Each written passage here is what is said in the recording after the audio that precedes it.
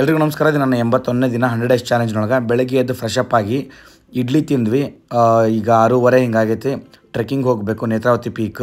So ಇವತ್ತು exercise ಮಾಡಿಲ್ಲ. ಬಂದ ಮೇಲೆ ಕಾಲೊಳಗೆ ಶಕ್ತಿ ಇದ್ದರೆ ಒಂದು 100 ಸ್ಕ್ವಾಟ್ಸ್ ಮಾಡೋಣ ಅಂದ್ಕೊಂಡನಿ.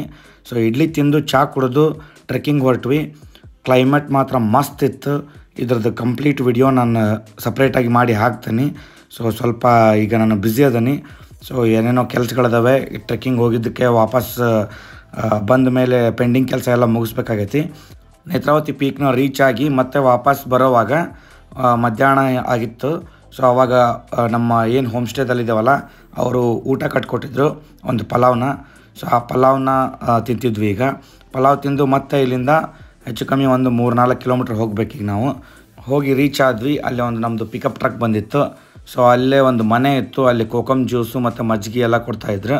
ಸೊ ಕೋಕಮ್ ಜ್ಯೂಸ್ ಕುಡಿದು ಮತ್ತೆ ಹೋಮ್ ಸ್ಟೇ ತಲುಪಿ ಸ್ವಲ್ಪ ರೆಸ್ಟ್ ತೊಗೊಂಡು ನಾನು ನನ್ನ ಫ್ರೆಂಡು ಅವ ಒಂದು 50 ಸ್ಕ್ವಾಟ್ಸ್ ಮಾಡ್ದೆ. ನಾನು 108 ಸ್ಕ್ವಾಟ್ಸ್ ಮಾಡಿ ಸ್ನಾನ ಮಾಡಿ ಅವಲಕ್ಕಿ ತಿಂದ್ವಿ. ಅವಲಕ್ಕಿ ಮತ್ತು ಬಜ್ಜಿ. ಅವಲಕ್ಕಿನೂ ಚಲೋ ಇದ್ವು, ಬಜ್ಜಿ ಅಷ್ಟಕ್ಕಷ್ಟ. ಸೊ ತಿಂದು ಚಹಾ ಕುಡಿದು ಮತ್ತೆ ನಾವು ಹೊರಟ್ವಿ. ಶಿವಮೊಗ್ಗಕ್ಕೆ ಹೋಗಿ ಅಲ್ಲಿ ನಮ್ಮ ಫ್ರೆಂಡ್ ಒಬ್ಬನ ಡ್ರಾಪ್ ಮಾಡಿ ಅಲ್ಲಿ ನಾವು ಅನ್ಮೋಲ್ ಅನ್ನೋ ರೆಸ್ಟೋರೆಂಟಿಗೆ ಹೋಗಿ ವೆಜ್ ಬಿರಿಯಾನಿ ಮತ್ತು ಕರ್ಡ್ ರೈಸು ಮತ್ತು ಜೀರಾ ರೈಸ್ ತಿಂದು ಅಲ್ಲಿಂದ ಊಟ ಮುಗಿಸಿ ಹಾವೇರಿಗೆ ಹೊರಟ್ವಿ.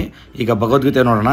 26ನೇ ಶ್ಲೋಕದಲ್ಲಿ ಕೃಷ್ಣ ಅರ್ಜುನನಿಗೆ ಹೇಳ್ತಾನೆ, ಪ್ರಕೃತಿಯ ಗುಣಗಳಿಂದ ಮೂಢರಾದ ಅಜ್ಞಾನಿಗಳು ಸಂಪೂರ್ಣವಾಗಿ ಐಹಿಕ ಚಟುವಟಿಕೆಗಳಲ್ಲಿ ತನ್ಮಯರಾಗುತ್ತಾರೆ.